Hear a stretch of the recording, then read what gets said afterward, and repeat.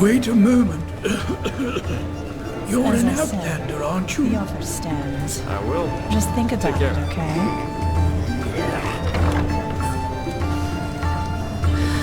Men, that's just how they are. Me. Jim. Roast pork. Anyone? Wait a moment. You're an outlander, aren't you? May your path always be even.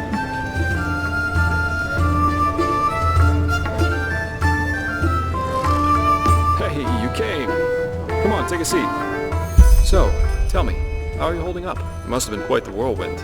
Yesterday, a refugee from another country, and now a prodigy with a magic great enough to impress old Bushybeard. Good luck with that. I'm quite curious to see how things keep on with you. You're different. I noticed that the time we met. Anyhow, tell me, what do you make of this country now that you've had some time to look around? I figure it must be quite the change from Nerem.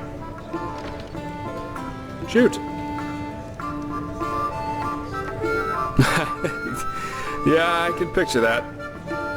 You know, this is exactly the reason why I love inns so much. The sky can rain fire out there. In here, you'll always meet laughter and good humor. Not to mention all the good-looking men and women.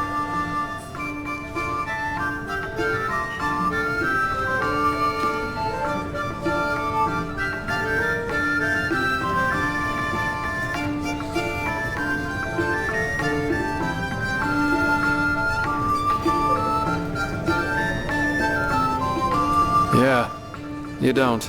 Though I think I've seen enough of this place by now. Of Enderal, I mean. There's a ship sailing for Calais next morning, and as it seems, it will be the last one for quite some time to come. Who knows? Maybe they still have a cabin to spare for a handsome treasure hunter. Oh well. This entire thing was more a coincidence than planned anyhow.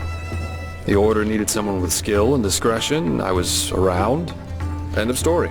I never intended to stick around for much longer. Heck, me as an ambassador of the Holy Order, could you imagine that? Not one step further, O fair maiden. Drop your garment so we may both bathe in Malphas's holy light. Actually not that bad, don't you think?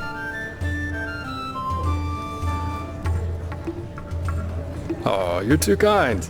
But you know, at the end of the day, I guess I'd probably lack both the pathos and the idealism for such a profession. You know, I'm aware of how these esteemed keepers up there talk about sellswords like me. I could save 30 virgins from a Myrodon rampage. At the end of the day, they'd always say I did it for the money, because I wanted to bed the women, or whatever. I'm driven by inferior motives. While no matter what their actions end in, they are good guys, because they do things for the right reasons. If only they'd understand that it's results that matter, not intentions. What does the wise hermit say? Nothing is of less importance to the saved than the reason for their rescue. The only difference between a mercenary like me and a holy warden is that I'm at least aware of the fact that I do what I do for myself, and no one else. I'm trying to say that all those heroes and self-declared messiahs are no better than everyone else. In the end, we are all selfish, because we always act in accordance to what we think we have to be like. So yes, maybe the keeper saves the farmer from the bandits. But at the end of the day, he does it because he sees himself in a certain light. You know, the funny thing is that a lot of times, it's especially those who think of themselves driven by a higher purpose who are the really dangerous ones. They don't understand what drives them, and that makes them easy to manipulate. The only thing left to do for the capable hate-monger or tyrant is to somehow combine his own ambitions with the mental image of this person. And presto, you've got your perfect puppet, only waiting to dive into the next hail of arrows for their honor, their religion, or whatever they thought of this time. It's just so idiotic, you know? The world would be a much better place if everyone could just acknowledge that the only reason we're here is that we want to be happy.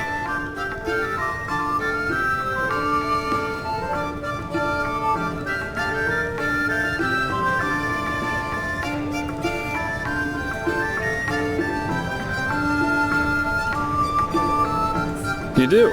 And here I thought I'd get an indignant cry and a splash of wine thrown in my face. That's how most people react. In any case, I think I'll take my leave now. I very much enjoyed our talk, but the ship to Killet leaves before the first cocks crow tomorrow, and I want some more time to think about it.